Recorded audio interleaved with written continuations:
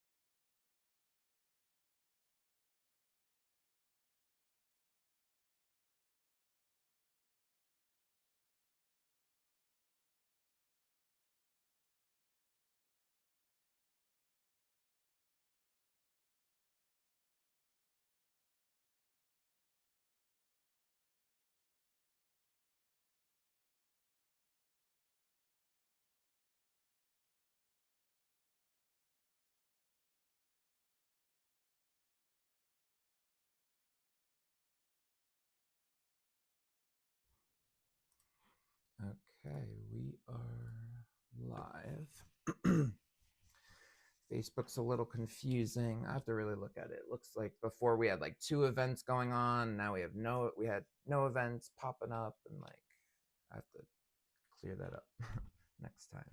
Yeah, I've heard of that happening before with other people. They had Facebook events. It like sets a temporary one and then starts another one. So I don't know how to fix it. I just know I've heard of it. So we're not unique in our issues. Yeah. Ahoy, hoy, everybody. Sorry you have to suffer with me today. Liz is off. Good mix of personalities and stuff. It'll be good this, and then when we have other guests and stuff coming on soon, we can get this show more spicy and exciting. Definitely today I want to kind of, continue on the conversation you guys were having yesterday, but more from how I was like what I was thinking when I was watching it, the continuation of that. So I'm just excited to jump into that. And definitely everyone watching, make sure you like and follow while we're thinking about it and reminding you guys to do those things. Started off with some hearts. Yes, please do. Yeah. So for those just joining, we're a civic utility company. Basically, want to connect every citizen into democracy as a whole, regardless of your ideology. The idea is to really bring us into kind of start building one infrastructure that connects all your choices to really give you as many choices as possible in an election, better choices. The easier it is for a candidate to be seen, the less they have to spend all their time, raising big money and dialing for dollars. So if we could build a system that brings citizens and their politicians in one place, it pretty much results to better representation. So we help everyone from grassroots within the 2 parties to those outside the 2 party, third party, independent. We want to lift all grassroots voices, all trusted voices, anyone that truly wants to represent you as a voter and not just their special interests and those that give them the most money. That's the kind of people that we want to lift up, and both candidates as well as political organizations, movements, anyone that's trying to bring true representation into the forefront and citizen first politics. So that is what we do. There's a lot of layers to it, which you can learn on our website, and also with these episodes that we do here.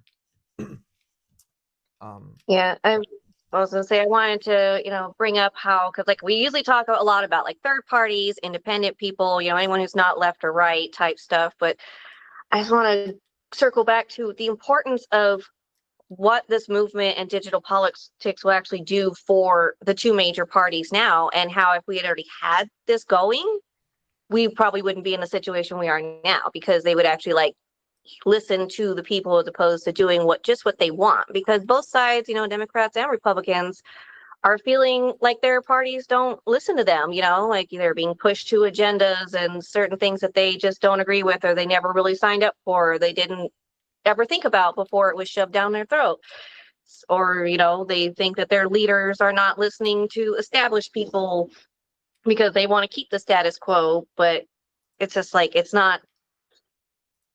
just so frustrating for me that people don't understand that how this can actually help those parties become better, because we want them to be better. And it's not all about just, we're not wanting everyone to just become independent or whatever, but when you have a party that you love, you should want to make sure that it's the best it can be. And I would say that too, because like, I tend to lean, libertarian, but like I'm more Republican, and I would want to make sure that their party is solid and that they're listening to us, because that's long-term success as opposed to, collapsing like where we are right now. People don't feel heard. They know there's no accountability for the leaders. Trust has collapsed for politicians, media, all over the place. And this is where we're at. And this is why we need digital politics to have this, shared lens and a vision and a path to fix this. Yeah. Yeah, I agree 100%. I was actually, it's funny you're bringing this up today, because I was thinking about this pretty much yesterday, that you're right. Like we sometimes overemphasize that we want third parties to be viable and independent. We want to be clear that, like, that's also, if that is the future of America, it'll take a long time, for one. But to Kari's point, like, all we want are better choices, more choices, and choices that Americans truly, truly want for themselves. So whether that stays within just two parties or becomes multiple parties, like, again, we just want, like, for us to succeed would be to see a higher connection between what Americans want and what they get in office, for legislation. And so whatever route that happens, these are all, like, the parties, like, the name of a party barely even means anything anymore anyway. Like, on the Democrat side, you had people like Manchin, who voted last time Trump was president. He voted like 90% of the time with the Republicans and Trump, even though he's a Democrat. So, like, what does a party even mean? And, like, the candidates can kind of go all over the place on policy stances. The voters kind of have a pretty general idea of, like, what they support left versus right. But those in office, just because they're in a party, doesn't always mean that it's what you think it means, I guess, basically. But yes, so to your point about so digital politics, for everyone that's hearing this for the first time, we're trying to add just this one simple extra layer to assessing a candidate beyond left versus right, is up versus down. And so, real quick on that, is like, an up-serving candidate is somebody that serves those above, that have more power than they do. So they're serving big donors, special interests, or serving just the party leaders. And we want to support those that are down serving, which is more of like the grassroots candidates, those that actually serve the voters, that want to actually support those that are electing them and be an actual civil servant. And so, just by adding this extra lens, that there's up and down candidates on the left, there's up and down candidates on the right, and then there's the third parties, the independents. So it's just one extra layer. Yes, there's a lot more complexity as a whole in politics and some of the stuff that people need to see, but just by adding this one extra dimension to politics can change the entire system from the bottom up. If we just started voting and supporting the candidates that are actually down serving, and understanding the difference between up versus down. Not all Democrats are created equally, not all Republicans are created equally. You have good ones, you have bad ones, and this is a really good lens to add another way to assess that situation. And I just want to point out how like that might be something hard for people to grasp, because like when we say down serving, that's good. Most of the time down is, the bad direction to go, but in where we are of the power and serving people who don't have the power, that's why down is better than up. And that's where, like, for me, the RNC, DNC, like, they're just competing with each other for money. They don't even really care what the people want. And we've given them so much power to control who gets in office.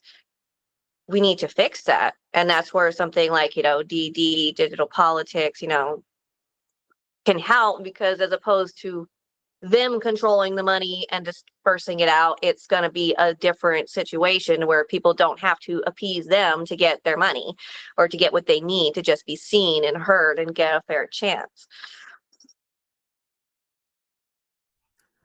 Yeah, totally. Yeah, exactly what you're saying. That's such a great way to put it. That yeah, Republicans and Democrats, like, it's basically they're playing a game. They're playing a game for money and votes, but they're not like earning your vote. They're manipulating and using scare tactics and attack campaigns to get your vote. They're not earning it. They're like, kind of scaring you into making a choice between two evils. But yeah, like, they're not here to say, oh, we need to make everyone happier or make the system better. It's truly like, what bills do I have to pass that gets me the most money so I can get reelected, so my side could stay in power. It's team versus team. It's like almost just a sport to them. A lot of people are saying that with like the government shutdown. Like, people are in pain and like suffering from the shutdown. Well, those in Congress, they're not feeling direct consequences to these problems. So to them, it's more of a playing a game kind of a thing. While, for some people, it's real life being affected. So yeah, so like with digital politics, and the down serving candidates, like the idea is that there should be more candidates in office that truly care about their voter, that see themselves as a civil servant, that wouldn't take big money from an industry that is a conflict to what they're supposed to take care of in society. So if somebody's like, if your constituents are complaining about like big medical bills and pharmaceuticals, then don't take money from the pharmaceutical industry that's going to want to taint your perspective and what kind of bills you pass. Well, I mean, like I was saying, even if you did take the money, if there was more transparency and accountability, no matter what you like, you would still be forced to vote how your district wants. Right. Right. That's where, even if we just had those little additional layers of accountability and transparency, we could do so much better. Yeah, great point. Yeah, so like, a lot of what Think talks about, like, ultimately we would like to see a world where like money is much less of an influence. People wouldn't raise as much money, but that's a huge long-term goal. So to Kari's point, we're envisioning building a system of transparency, and so long as people know where that money's coming from, maybe it's going to take steps. Like, there are a smaller percentage of candidates that are now like, they totally swear off super PAC money and corporate money, but they're few and far between, and it's a hard battle, a hard strategy to work. But it's so I guess the point is like, maybe it's a longer process of like totally cutting out larger money, but the transparency has to be there. And like it still boils down to, depending on what bills you're trying to fight for, you have to be careful about who's going to sway you, where that money's coming from, who's going to sway you against your own voters' interests. And unfortunately that happens a lot with a lot of the biggest donors. They have a certain interest that they want to push the candidates to. But whether they like it or not, the more there's transparency, the more that who funds their campaign changes your decision as a voter, then there's actual consequences. See, that it really kind of boils down to the consequences. Right now, they take money from all sorts of industries, but there's no consequence because people don't really know the ins and outs of the money they're taking. Yeah, there's no visibility to it. No, Yeah. here, let's highlight this, put a spotlight on it, make sure everybody knows this. And I would go back to even like, people suffering who, if anybody's suffering now with a shutdown, are we actually being seen? Are they really being seen? No. Like you get a few people here and there where they show them and they're like, oh, I can't feed my family, stuff like that. But then people come and say, oh, well, they don't look like they're starving. So it's like, it's not really like you're not seeing the full picture of it. Like, I would like to see more than just one person here and there saying, oh, I can't feed my family while they're driving a Mercedes. It's like, okay, well, that's not showing the people who are truly suffering when it comes to this kind of stuff. And I would guess that's the same thing where like the media machine, the DNC, RNC, like they're probably picking who gets shown because they want to control the narrative completely. So they don't want you to go actually out and talk to random people because they might say something that actually makes sense and that people understand and resonate with and go, wow, light bulb moment. Why is this happening? Why are we allowing this to happen? Yeah. Yeah, great point. Yeah, it's really they want to keep a controlled narrative, and like it's not like for everyone listening, it's not like the DNC and RNC like controls everything the mainstream media does, but they're in cahoots. They're very closely aligned. If they get it, there's ways to like punish each other if Yeah. they're unhappy. Power is very intertwined with other power, and they know how to make the other one suffer, Yeah. and they aren't happy. And it's like, but that's a whole war and arguments that us voters aren't even involved in, but yet we're still the ones who suffer for it. Yeah, yeah, exactly. Yeah, so there's like a whole, we could spend hours going into like what that looks like. And we've done it before a few weeks ago. But yeah, so what we're trying to do to combat that is part of this system that we're building, this infrastructure, is also to empower independent journalists and independent other media influencers. Not that they're flawless, everyone's going to be flawed, but at least it's not this concentration of just like one small group of people having mass influence on everyone in the country. Like the stat I always bring up is like about 90% of TV media boils down to 6 companies controlling the information.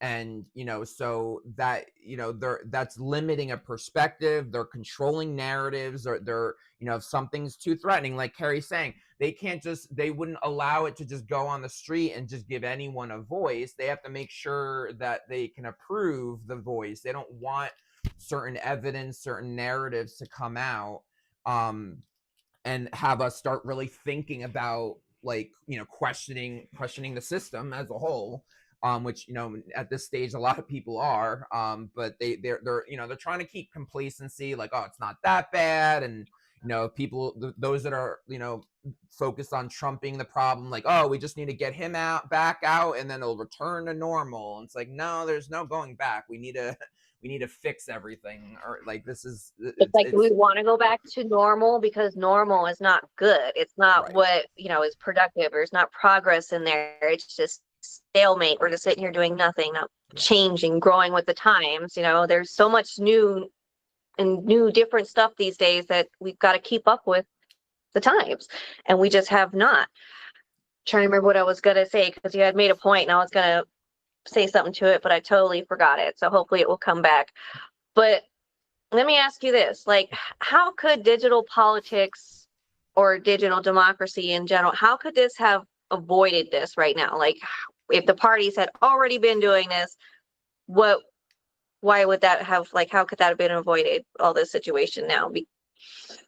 Sure. Yeah. So for everyone, digital politics is the lens. It's like this new way of seeing the candidates. Again, not just left versus right, but up versus down, and like who are they really fighting for?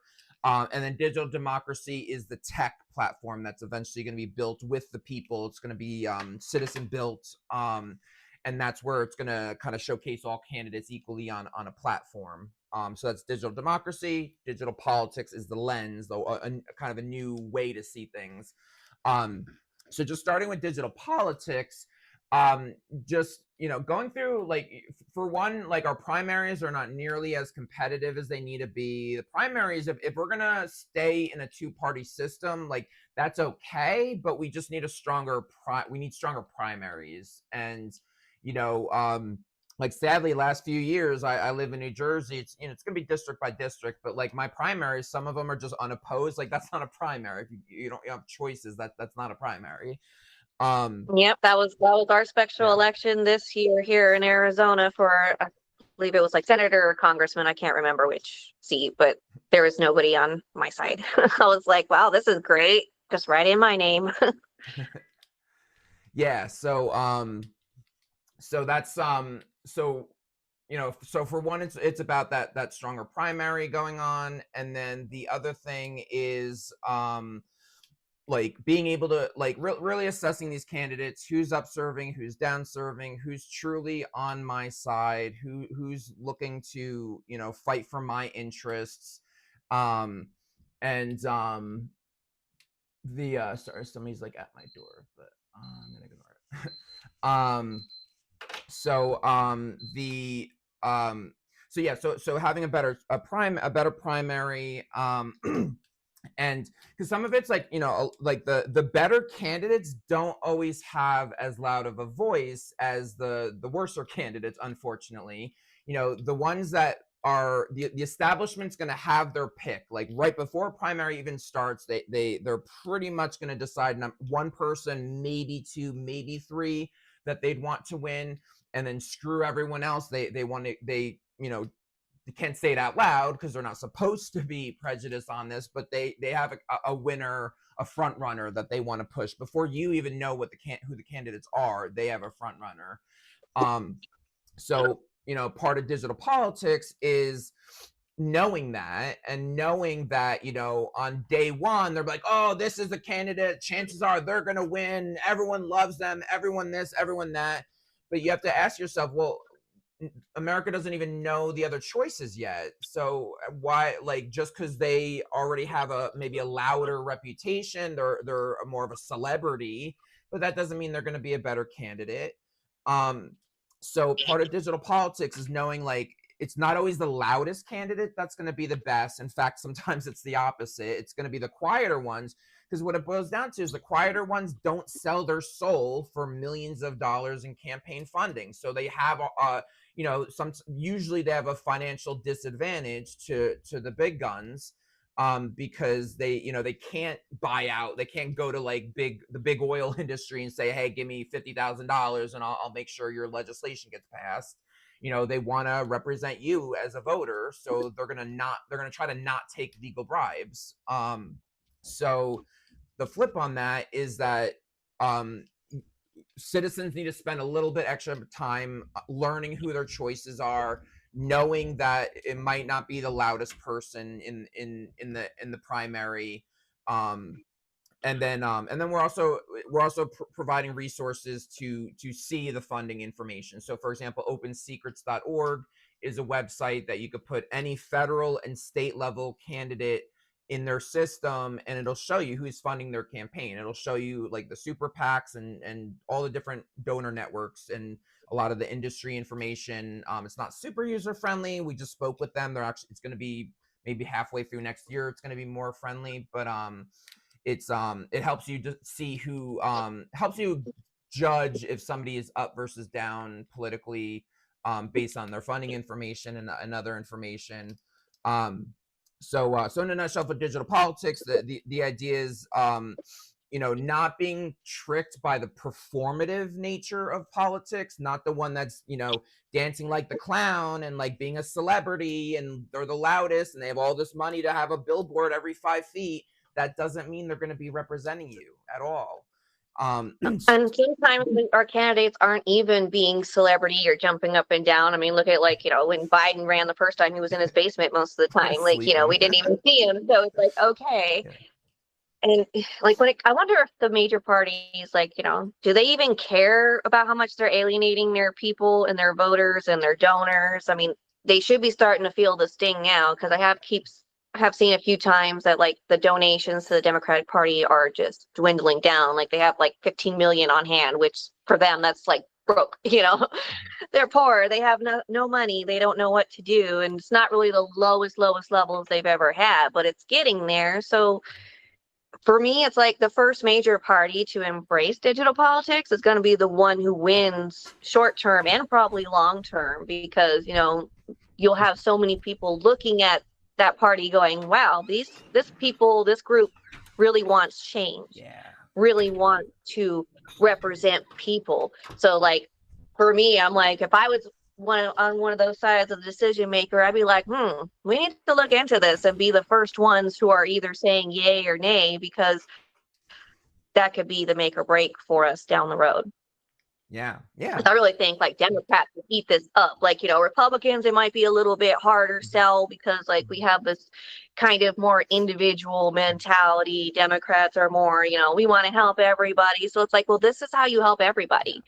As if you're serious about helping everybody, get on this bandwagon and let's see where we can take this, because it's not going to hurt your establishment unless you're worried about like lining your own pockets. Like it's not going to make it any worse for us normal people, but why not give it a try? I mean, that's where I'm at this point. We're already joking about how it's, the worst it's ever been, just getting worse. It's like, well, what do we have to lose?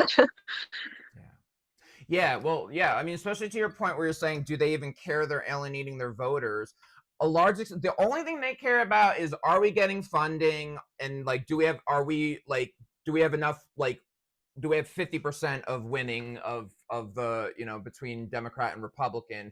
They don't care about alienating voters. They only care about it when it affects like their bottom line, like making it harder for them to win. But like, both sides are losing voters, it kind of keeps the balance, so they don't care that much. Like long as both sides lost 5%, they're still kind of in that same kind of level. But yeah, Yeah, so they're like, it equals it out. I mean, they have to know that a majority of the country identifies as independent, right, but the fact right, that they're not registering right. as independent and not leaving the actual party, that's where they still feel they're like, yeah, we got you, Yeah, because a lot of that message is that when push comes to shove, there's people are still going to go down to that lesser two evils, when the voting comes up. And yeah, so they're kind of happy with that. And then, um and that's kind of where, that's where the people need to step up and do things. Because it's just like New York right now, people who are saying, oh, so many people are going to leave and yada, yada, yada. It's like, well, if those people who said they were going to don't actually do it, then they're part of the problem. Like don't make a claim, say, oh, I'm going to do this if this guy wins, and then not do it, because then you're just looking like an ass anyways and lost all your credibility. Nobody's going to listen to you now. It's the same thing like with celebrities saying, oh, I'm going to leave the country if Trump wins. I mean, there was a few of them that actually did, and I give them credit. And I'm like, probably you actually did it. Don't just say something and then not do it because it's going to hurt your bottom line. And that's why they don't do it. They complain, but they're like, well, I like the money better. It's like, well, then suck it up. Don't complain. Right. Yeah. But yeah, so going back to what you're saying, yeah, that digital politics, I mean, like to Kari's point, like, a lot of articles are coming out that like even the big donors are pulling out of the Democratic Party. So they're at this bind because like a lot of the Democrat voters are telling them, get rid of your big donors, do a small donor campaign only, like Mundani did, Bernie type people. Like a lot of people do, like it's more on the like socialist left side that it's doing it, but it's a great strategy that everyone across the all beliefs should do this campaign, small dollar donations only, rather than taking big donors and then having to have conflicting interests in how you proceed in office. So Democrats have been pressuring them for a few years now, get rid of your big donors. They're saying no, and now it's coming that big donors are dropping the Democrats too. So it's like the voters are saying, hey, we'll stick with you if you get rid of your big donors. Democrats are saying, no, we can't get rid of our big donors. And then their big donors are saying, well, goodbye anyway.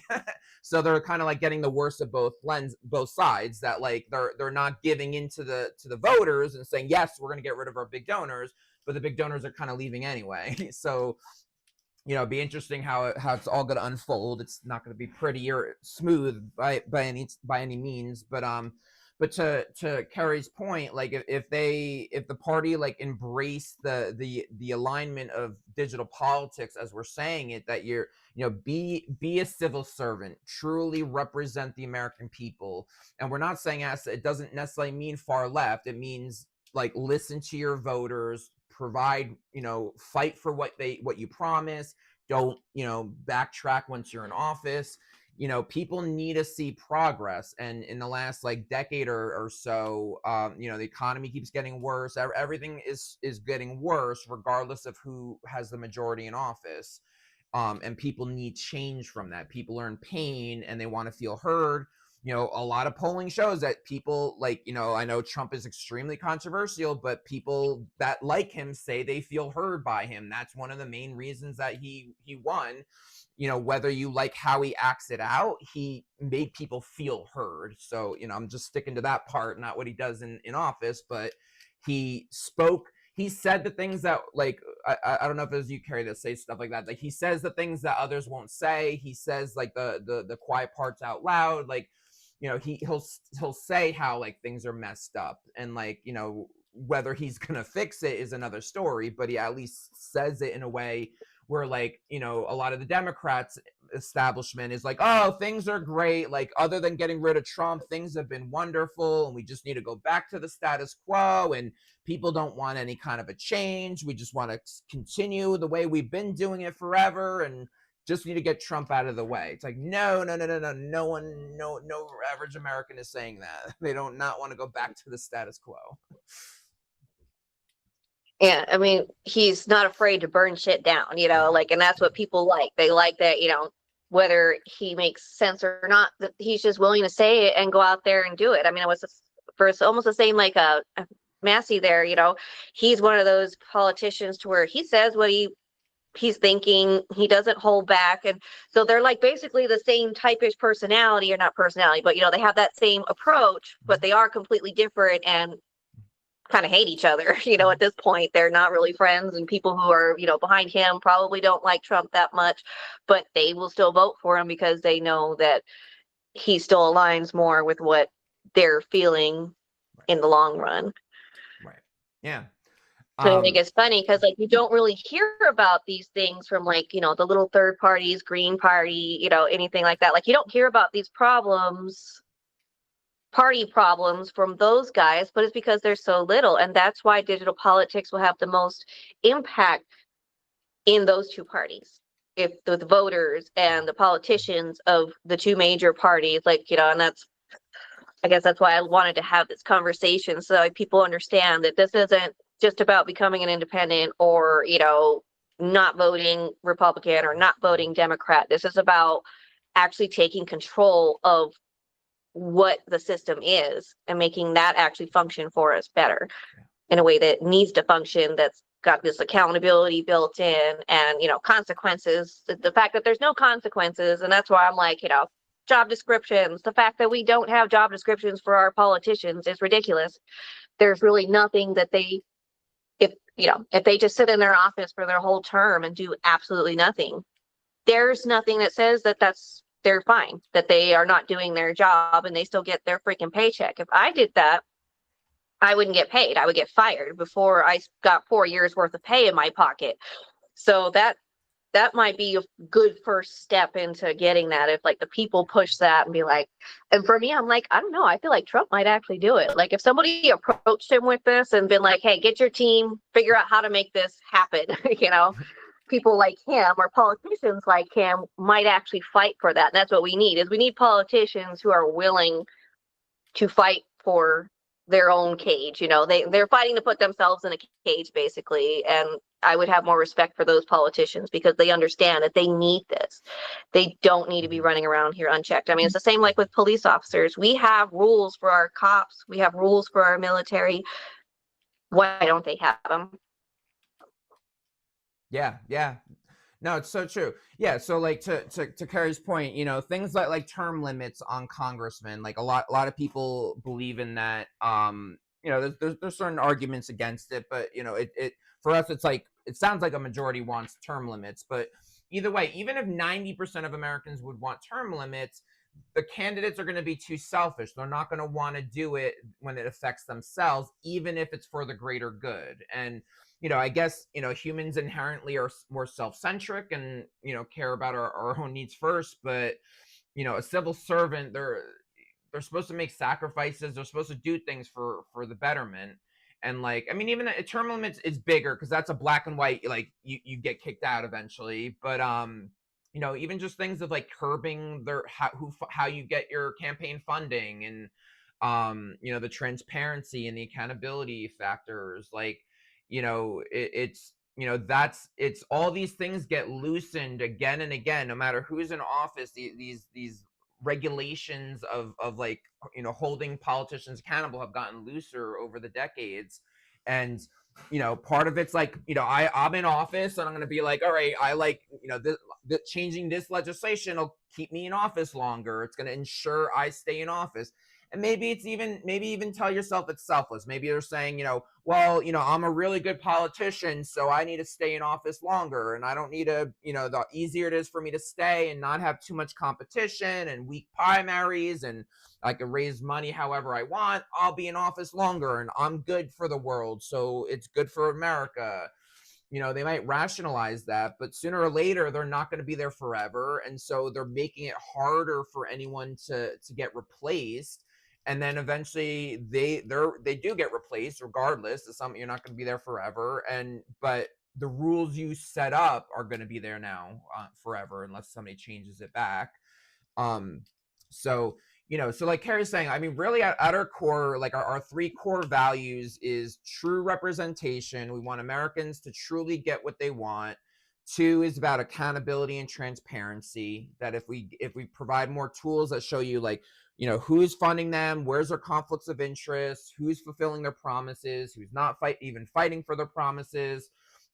And then the third one is digestible and accessible politics. Like, it needs to be more understandable.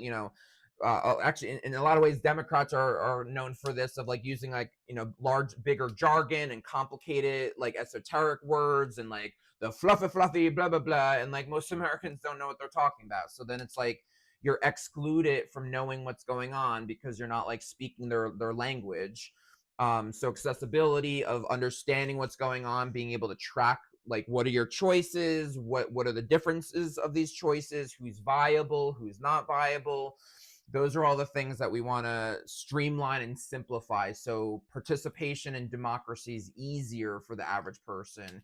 We don't want it to be like a full-time job. No one wants this to even be a second job. We have our own lives, and then we just want to spend a little tiny bit of time to maintain democracy. And yes, we do have to consider that as something that we do have to maintain, but should only be like like couple hours a year or something. It shouldn't be like a daily thing, or like, people have other things they want to take care of, basically.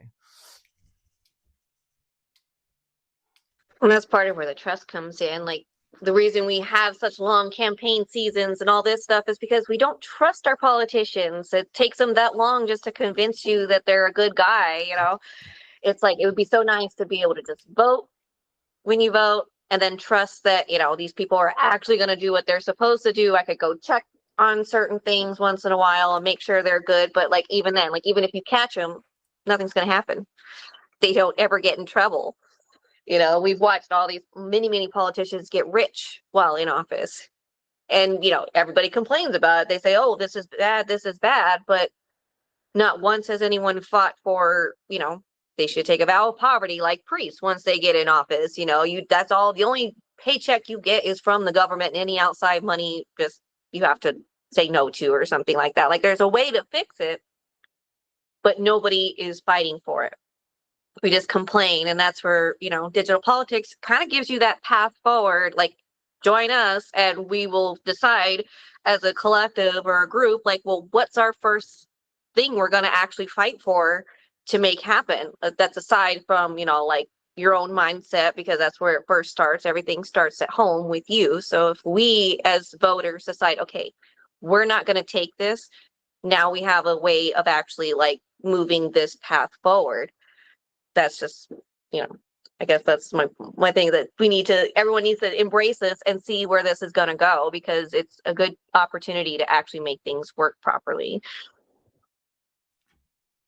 Yeah, that I like everything you're saying there. Because yeah, for everyone listening, like basically the part of the infrastructure we're trying to build is like this like civic utility company is, like part of the problem with democracy is like it ends up getting so differentiated. Like people have choice, like they have like, oh, let's do this, no, let's do that, let's do 90% of this, but with a slight twist, and now there's another option. And so it's like you don't just get to choose between A, B, C, but you're like choosing A to Z. And then so there's like a million choices, you're overwhelmed, and then by the time people choose which path they're going to go, democracy can't have teeth, because America's split like 25 different ways.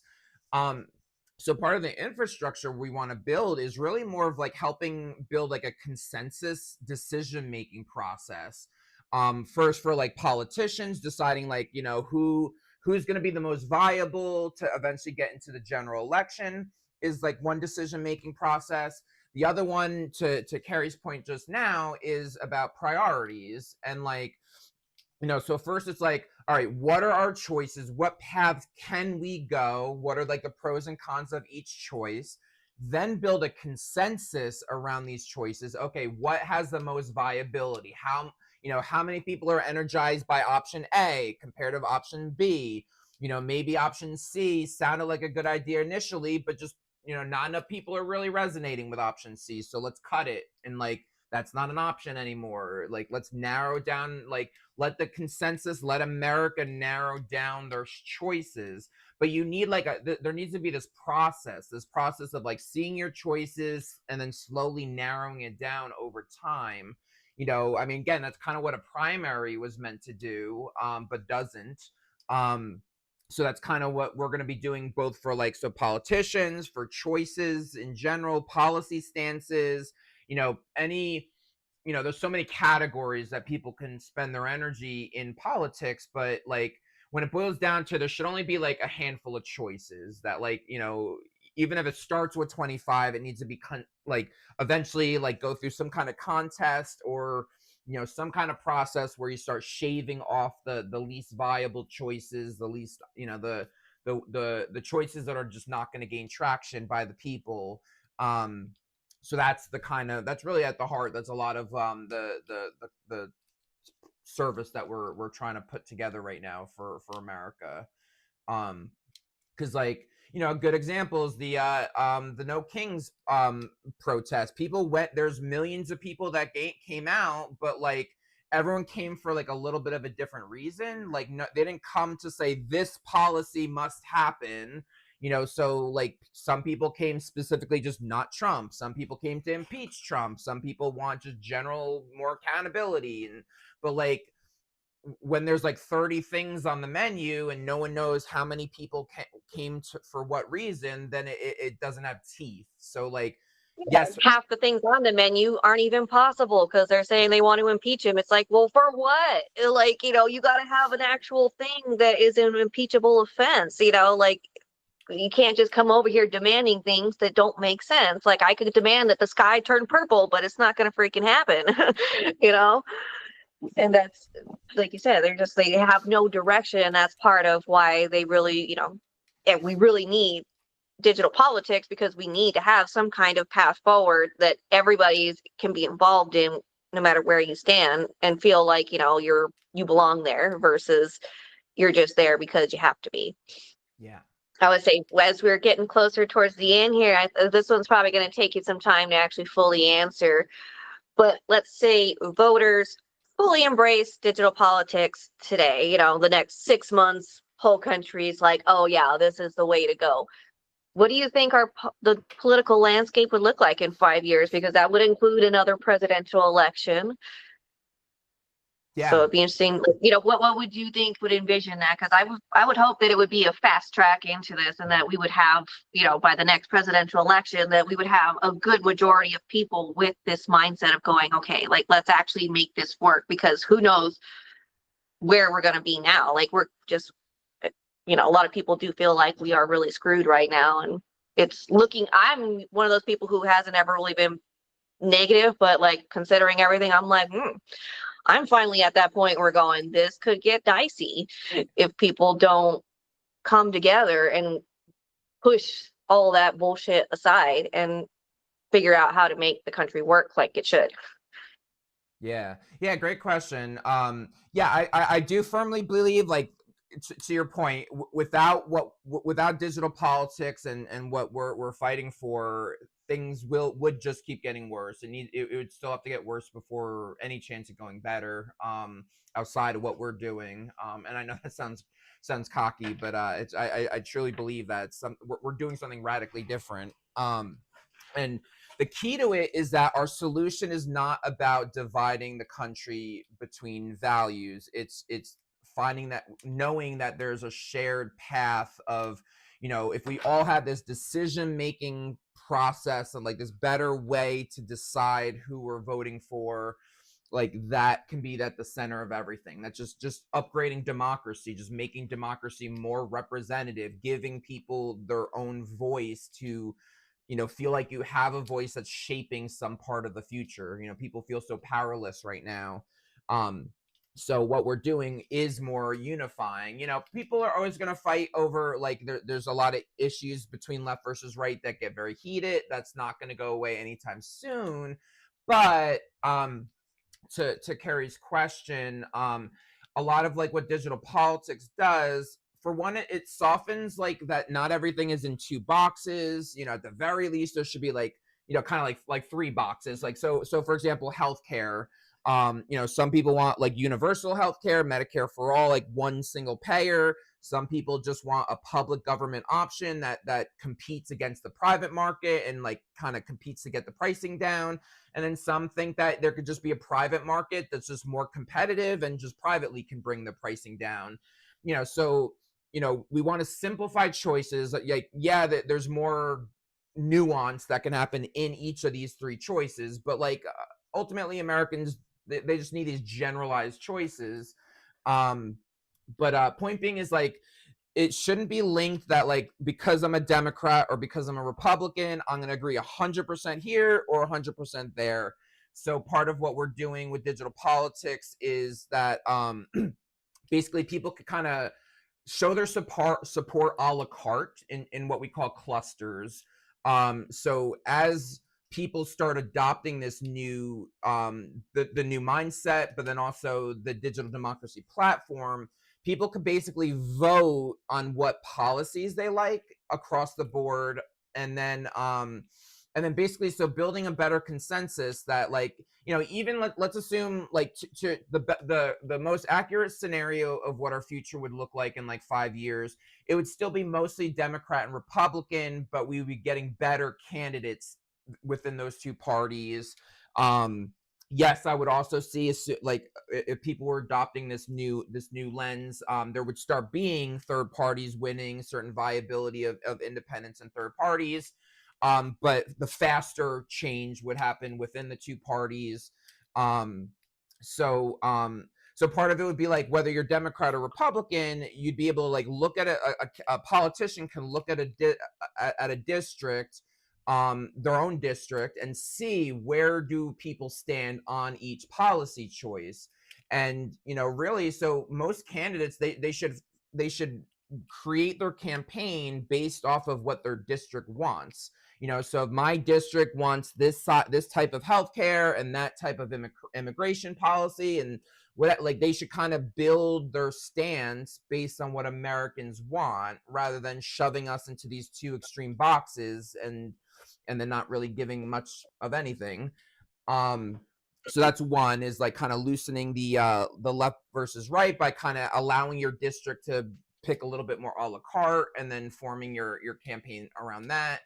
A big huge part would be the accountability, that like, you'll be able to type in your zip code, see all the candidates running in an election, and see the conflicts of interests, of like, so who's funding their campaign, what industry is that money, how consistent are they on their promises, how much do they fight for their promises.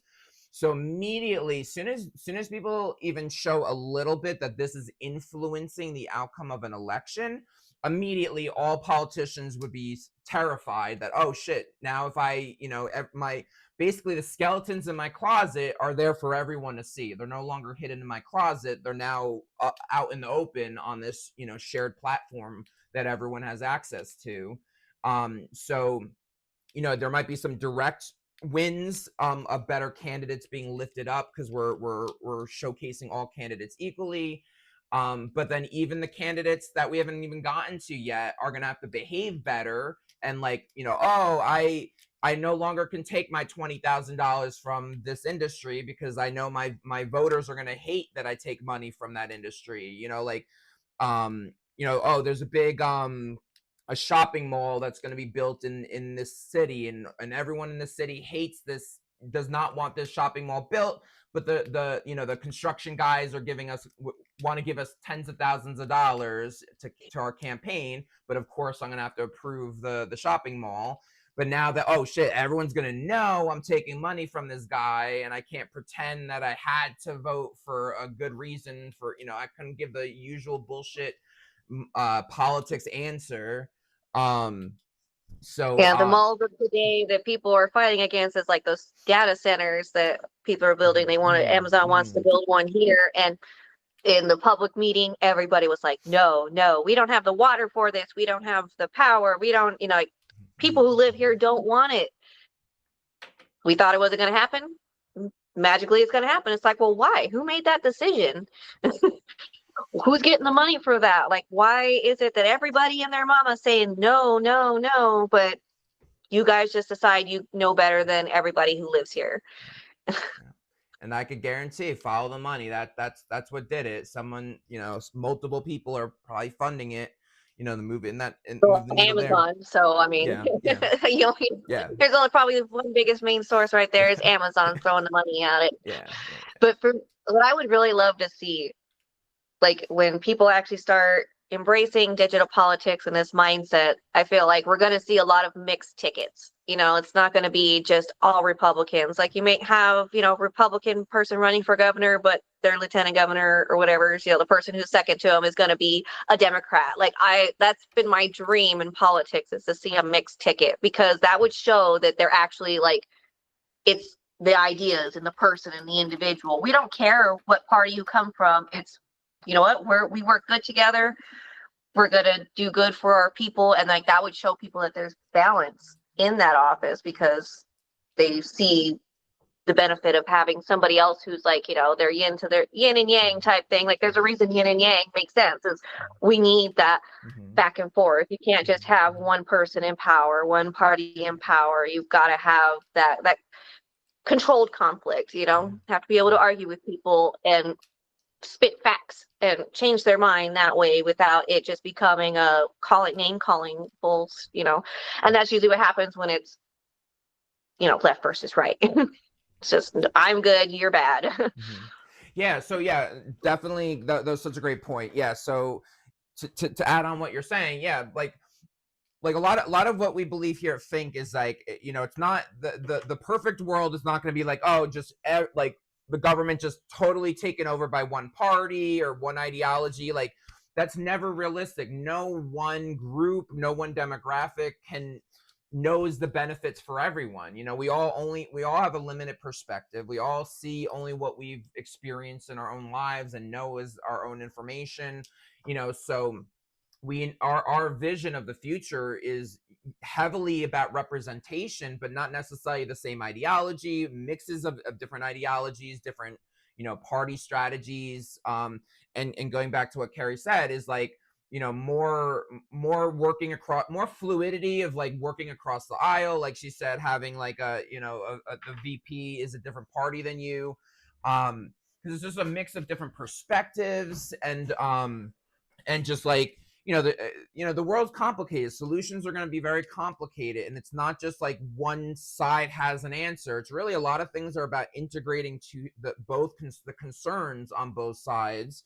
We're not to open up a whole new conversation, but just real quick, so for example, simplifying things, like Democrats might care about a regulation for that, cares about the environment more, while Republicans would be more about, like, making it as cost efficient as possible, make it move fast, this and that. And both sides have a point. Like, if we need a pipe around a bridge, that's important. We need that shit to happen quickly, and we don't want to spend a ton of tax dollars. But it's also important. We also don't want to poison our river at the same time. So a lot of these scenarios, the problems we face in our country is not a one-sided solution. We need to consider multiple perspectives, multiple sides. One person might be all for like a certain demographic, protecting a certain demographic, and they're only like, they're saying it because, they've had a tough time, so we want to lift them. But it's like, there's other demographics, like there's no one's going to protect all demographics. You're always going to leave someone behind, and so that's another, just a melting pot of perspectives. They always taught us in, like, America was a melting pot. Well, it should also be like that for politics, that there's different, melting pot of ideas, solutions. And and if they were truly down serving and for the people, they would find compromise. If you don't have a majority, you're going to find compromise. That's what the Congress and everything was set up to, how it's supposed to exist initially, was a way to compromise in Congress when you don't have a majority. And it just, now with the whole performative extreme nature, they can't compromise. But digital politics would change that, would kind of flip that script. Yeah, I mean, compromise is a dirty word these days. If you, God forbid, you actually give in a little bit, or, concede that, wow, that person just made some sense. Let's see how we can unpack that and make it fit to what we're doing. It's like merit. When you say merit, everyone's like, oh, dirty word, but it's what we were built on. Yeah. But yeah, cool. So we'll wrap up here. But yeah, this was a really great conversation. I like having you here on this, Kari. We should have you here, like, I don't throw you into the cycle every now and then. Right, every other one or something like that. Yeah. Definitely, whenever, like, I watch one, I'm like, oh, I want to be on the next time so I can put in my 2 cents without having to be character limited on the comment section there. I'll just let you know when I want to join in. Yeah. Or be like, send me the link, I'm gonna jump in right now. But thank you so much for giving me the chance to come on and do this. This was fun. Yeah, it was great. Yeah, so we'll talk about cycling you in more. But yeah, so for everyone else, thank you for joining us. We'll be back to our normal hosting and scheduling and everything next week. Tuesdays, we're here now every Tuesday and Wednesday, 2 p.m. Eastern, 11 a.m. Pacific. Please follow if you haven't already. Follow, like, give us some final hearts and whichever platform you're on, TikTok, YouTube, or Facebook. Any former videos, if anyone wants to see, is on our YouTube channel. And check us out at futureis.org is our website. Our handle on most socials is futureis.org, all one word. TikTok, YouTube, Instagram, Blue Skies, probably a little harder. They're all on our website. But yeah, check us out. We have a lot to say, a huge strategy that all boils down to empowering you as a voter, giving you a voice, and ensuring you are represented in government, regardless of which side you are on, between like left and right. Like, both sides have lost their way and they're not representing you. And we want to bring better candidates into the mix. And we have a radically different strategy on how to get there. So Fink is on your side and wants to help you vote for you. Yeah. Cool. So yeah, we'll see you guys next time. Take care.